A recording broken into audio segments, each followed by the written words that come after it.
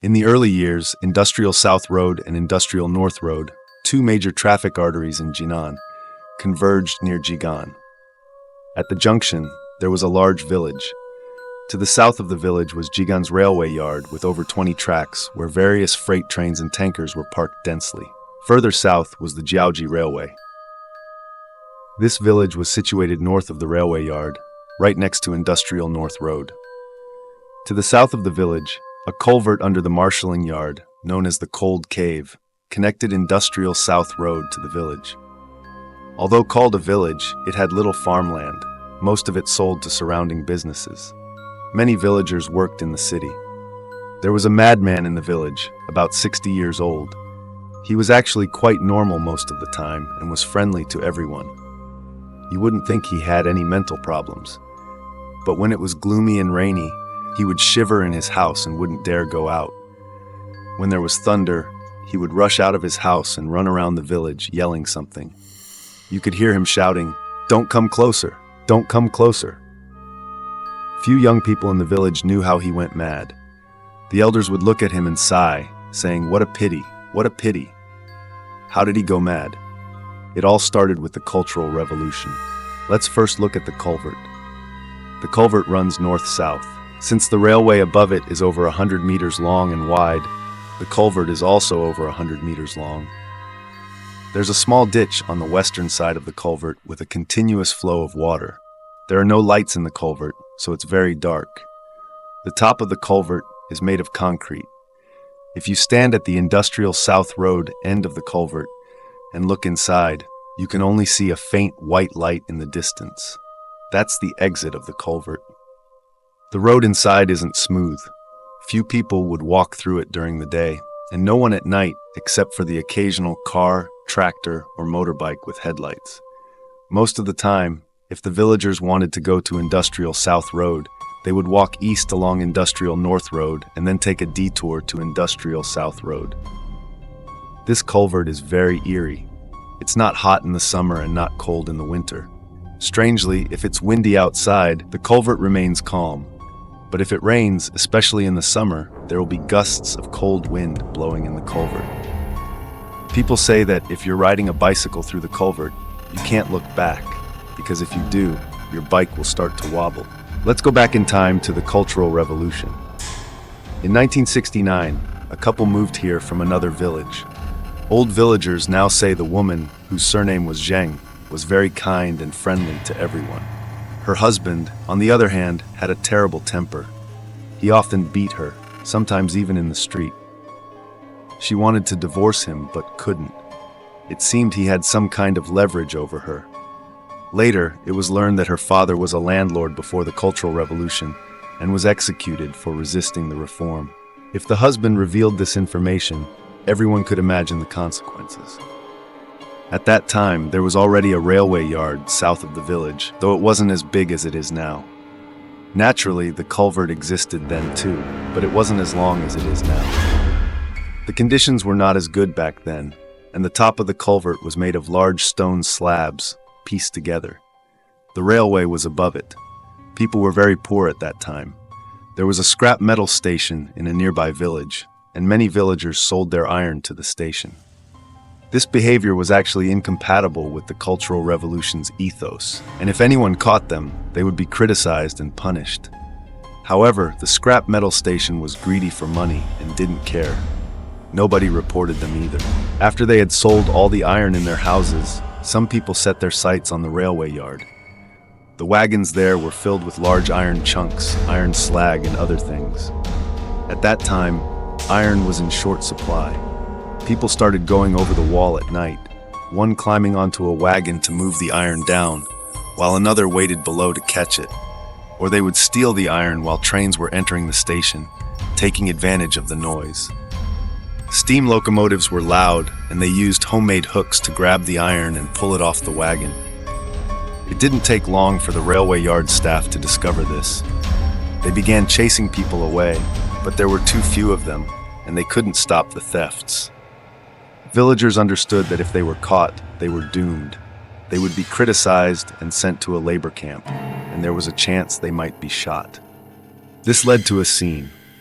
At night, Several trains were parked in the yard. Between two trains, some people were using poles to hook things. You would suddenly hear a shout, "Don't be caught!" Immediately, these people grabbed bags of various sizes and crawled under the trains. Then they climbed over the wall and returned to the village. The staff dared not chase them into the village. Firstly, they didn't have the authority. Secondly, they would be treated as thieves by the villagers. Everyone knew what would happen if they were caught stealing from the commune. Most of the iron thieves were women. If a woman was caught, she could cry, make a fuss, and threaten to hang herself. It was easier to deal with them. One summer night, it was raining heavily, with lightning flashing. Zheng, the woman with the surname Zheng, went out to steal with many others. She was hooking iron when, once again, someone shouted, "Don't be caught!" Everyone grabbed their things and ran. They were about to crawl under the trains when the train behind them suddenly started moving. Everyone ran east. Zheng was at the back of the group. Perhaps the staff were enraged by the thefts, and this time they chased after the thieves. As mentioned earlier, the top of the cold cave was made of large stone slabs, with a large gap between two slabs. They had filled the gap with soil, but the heavy rain loosened the soil. Zheng's foot slipped, and she stepped onto the loose soil, falling into the gap. But she didn't fall into the culvert, because her head got stuck between the two slabs, her body hanging down into the culvert. Two staff members chased after them and saw the shoe on the stone slab being washed away by the rain. They reached out to grab Zheng's head to pull her up, but it was stuck too tightly, and they couldn't pull her up. They went back to report the situation. That night, the wind and rain were fierce, and the telephone line was blown down. They had to go to headquarters to report. 2 hours later, someone arrived from headquarters, but they couldn't get Zheng out either. It wasn't easy to pry open the stone slabs. It wasn't until dawn that someone pulled Zheng's body from the bottom of the culvert while someone else pushed her head down from above. She finally fell into the culvert. They saw that when Zheng suddenly fell, her head was stuck between the slabs, causing her neck to break. When they pulled her out, because her head was stuck so tightly, her facial flesh was squeezed open and pulled up, exposing her white skull. Her husband cried uncontrollably. Everyone was moved. Since Zheng was dead, there was no need to criticize her. The village committee then directed their anger towards her husband, claiming he had instigated her to steal iron. Everyone felt sorry for him, and nobody mentioned his frequent abuse of his wife. If they had, it would have been an additional charge against him. However, the village committee investigated somehow, and even found out that his wife was the child of a landlord. They accused him of wavering in his stance and being on the wrong side of the revolution, along with his dead father-in-law. They interrogated him for 10 days. When he returned, he was also a little crazy, very pitiful. Zheng's death was another rainy night. Although her husband had promised the village committee to cut ties with her, even though she was dead, he still went to the junction of the Cold Cave and Industrial South Road to burn paper for her. The local custom was to burn paper at the crossroads, though at that time they didn't call it Industrial South Road. After burning the paper, he prepared to return home. He was walking through the culvert in the dark, almost reaching the place where Zheng had died, when he subconsciously looked up. Lightning struck, and the culvert lit up instantly. He saw a person stuck above, her head stuck between the slabs, her body hanging down. He screamed and ran towards the exit. As he ran, he heard a sound behind him. He looked back and saw the person swinging in the wind towards him, her toes pointing in his direction. The whole body was swaying, as if it wanted to come down but couldn't. He ran out of the culvert and into the village, yelling. The villagers were awakened by his cries and came out to see what was happening. Several people grabbed him, asking him what was wrong. He didn't answer, just kept shouting. Then he fainted. The villagers had no choice but to take him home. They put him in bed, and when he seemed to regain consciousness, they went back to their homes. That night, he kept shivering, suddenly hearing someone calling his name outside. It was a woman's voice. He didn't dare open the door, but the voice kept calling outside. He grabbed a stick and walked to the front door. He peered through the crack in the door, but there was nothing there. He opened the door cautiously, Feeling a chill pass by him, he looked out, but there was still nothing there. He closed the door and turned to go back inside. As he turned, he saw a woman leaning against the old locust tree in the yard. He couldn't see what color clothes she was wearing, only that her face was pale and something was hanging from her cheek. Another flash of lightning lit up the scene. The woman's body tilted towards him, her feet pointed at him, her head still leaning against the tree, as if something was stuck in her neck. This time, he saw clearly that what was hanging from her cheek was a chunk of flesh. He screamed and ran towards the door, but it was closed. He couldn't open it. He kept banging on the door. His neighbors were awakened. They smashed open his door and found him lying on the ground. They took him back to bed and watched over him. When he woke up the next morning, he immediately ran outside, and they couldn't stop him. Soon he came back. He didn't know where he got a torch and said he was going to burn the house and the tree. Everyone rushed to stop him and restrain him. This went on for several days. Everyone understood that he had gone mad. They took away everything in his house that could be used to start a fire. Neighbors took turns feeding him. Although he was crazy, he didn't hurt anyone. He acted like a normal person most of the time. But one day, it was rainy again, and somehow he managed to set his furniture on fire in his room. Everyone worked hard to put out the fire, and the damage wasn't too bad. From then on, someone watched over him whenever it was gloomy, and he didn't dare approach the big locust tree. When he worked in the village, he also didn't dare to go near the cold cave. Many of the women who had stolen iron with him were also woken up by nightmares in the middle of the night and shivered. There was another woman who was the leader at the time. Years later, she fell ill and died. The day she died, it was raining and there was thunder and lightning. Before she died, she suddenly opened her eyes wide, looked out the window, and raised her head slightly. She mumbled, "He's here," and died. Her family looked out the window. In the flash of lightning, they saw a woman standing with her back to the window, walking towards the door. When she reached the door, she disappeared into the closed door. The above events were told by old villagers who heard him recount them when he was mentally sound. Yet, he remained normal, doing everything as usual, talking and laughing with others. But as soon as the weather turned gloomy, the railway yard had been expanded long ago, and the culvert had a concrete roof, making it much stronger. The women who had stolen iron were now old ladies, but they still didn't dare to go near the cold cave. One of the old ladies who had stolen iron once went through the cold cave.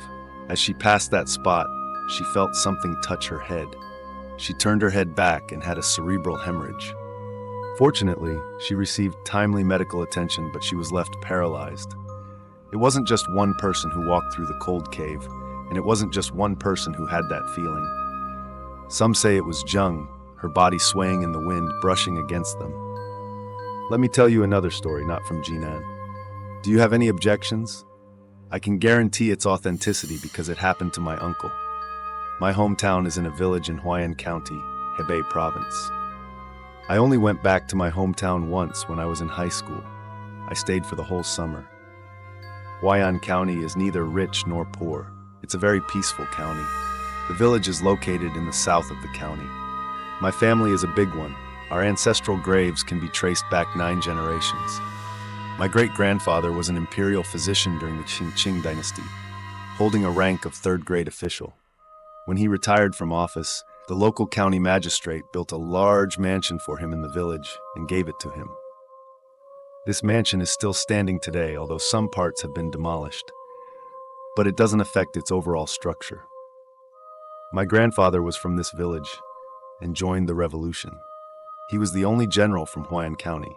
In 1983, I was only 2 years old. One day in October, our family received a call from my hometown saying that my grandfather's brother, I don't know what I should call him, was critically ill. They asked us to go back and take a look. My grandfather was a soldier and was stationed in Laoshan, Yunnan at the time. My grandmother and my aunt went back to my hometown. They were worried all the way because it took at least a week to travel from Huayan County to Jinan. Who knows what might happen during that time? They first took the train to Beijing, then took a bus to Zhangjiakou City, transferred to another bus to Huayan County, and then took another bus to the village. They arrived that day and saw the old man lying in bed, breathing very weakly. His children said, "Dad, people from Jinan are here." He opened his eyes and looked at my grandmother and my aunt with effort. My aunt immediately started crying. Around 9 p.m., as they were about to go to bed, there was a commotion around the old man's house. My aunt went over and found out that the old man was dying. The county doctor said that the old man would probably not live through the night. Everyone gathered around the bed, listening to the old man's increasingly weak breathing. But the old man kept his eyes closed, and his breathing never stopped. He kept muttering something. Everyone knew he was thinking of his younger brother in Jinan. It was 4 a.m. Everyone dared not leave, fearing the old man might pass away at any moment. Around 4 a.m., there was a rooster crowing in the distance. My aunt said, "It's dawn," and then everyone heard a rattling sound in the old man's throat. Then his breathing stopped. The old man was gone. Later, everyone learned that the old man had been holding on until dawn.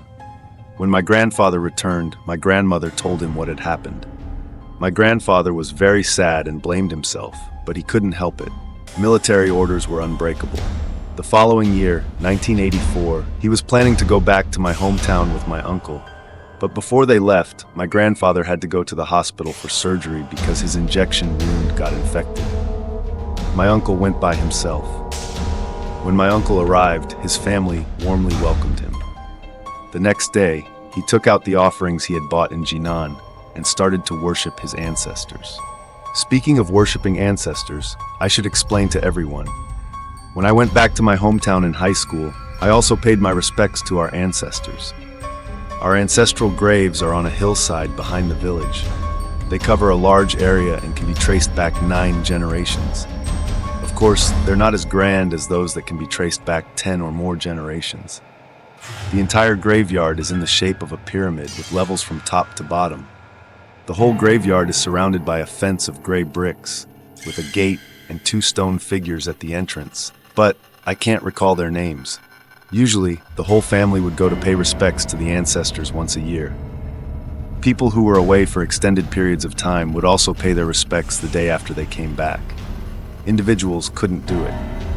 My uncle had never done this before, so he didn't know the rules, and the people in my hometown didn't say anything either. Early the next morning, he went by himself. The day was very foggy, the entire mountain shrouded in mist. It felt like early winter. My uncle carried the offerings up the mountain. He found the graveyard, began placing the offerings, and bowed. But after 3 rows, he was out of offerings.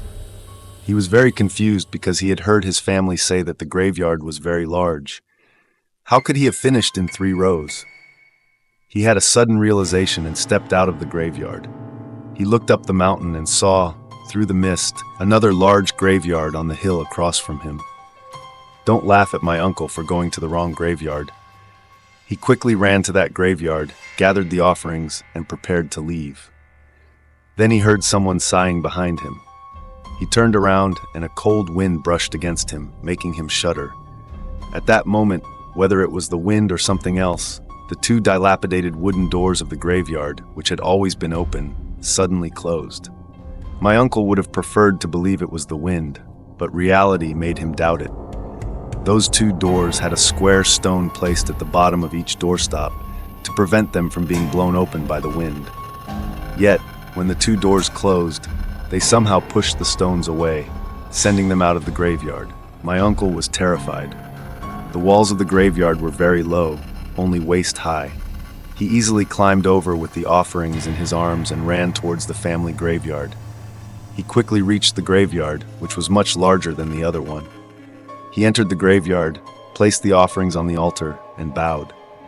Everyone knows that you should bow to your ancestors from high to low, starting with the most distant ancestors and ending with the most recent ones. But my uncle, because he didn't know this, bowed from low to high. When he finished the highest level, he turned to leave.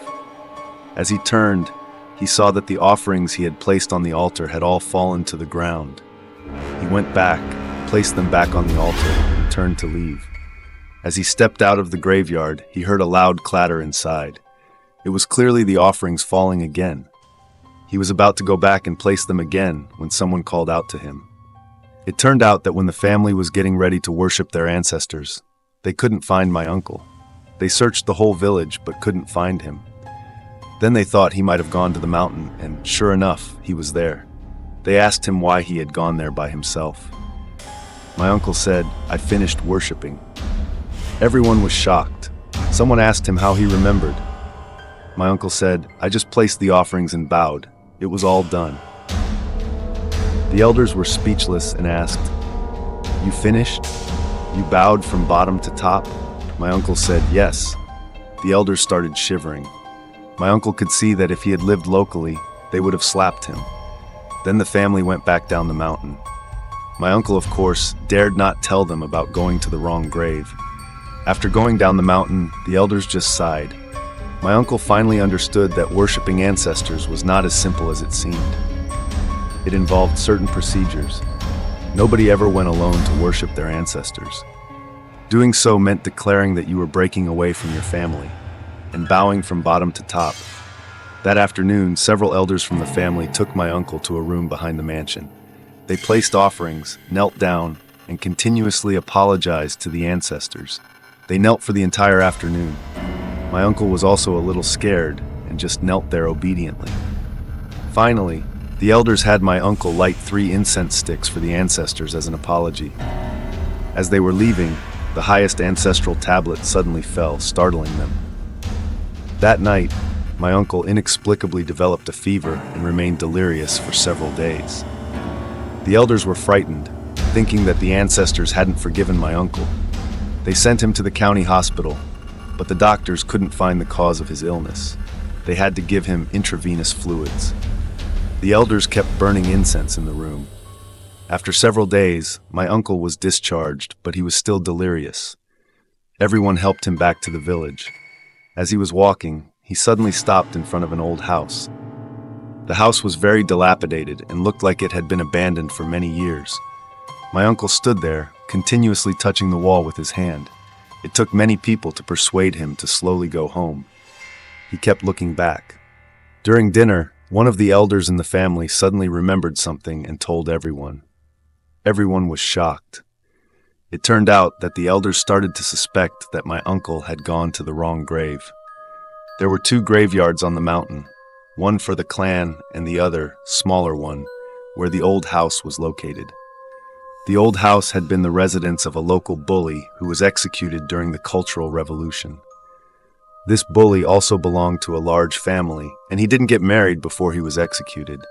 He was the only male left in the family, so his line died out. Later, when my uncle was conscious, the elders questioned him, and he finally admitted what had happened. The truth was out. It turned out that someone had gone to pay respects to the bully, then discovered that the offerings had been taken away. Of course, the bully wasn't happy.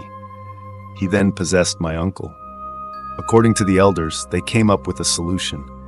When the bully was alive, the only person he was afraid of was my grandfather's 3rd brother, the old man who had passed away earlier. It's the same now. So-called bullies are always afraid of people who are tougher than them. They first found that graveyard and placed offerings there, burned paper, and said things like, "Sorry for the disturbance." Then they asked him to go back. But after several days, my uncle was still the same. They tried persuasion. Then they decided to take more forceful action. They moved my grandfather's 3rd brother's ancestral tablet to the bully's graveyard, then went back. On the way back, everyone heard a loud bang behind them. The next day, my uncle gradually recovered. They asked him about the previous few days, but he only remembered that he could see and hear but couldn't speak. It was as if something was holding his head with a string, and only when the string was released could he speak. My uncle was like that for 7 days. When my uncle returned to Jinan, the family worshipped their ancestors again. My uncle thought, "This time, the ancestors must have forgiven me." According to the elders, when they went to retrieve the tablet the next day, they saw that one of the doors of the graveyard had fallen down. Later, the grave gradually flattened. Thinking about it now, maybe my uncle was really sick at the time. But what the clan did was real.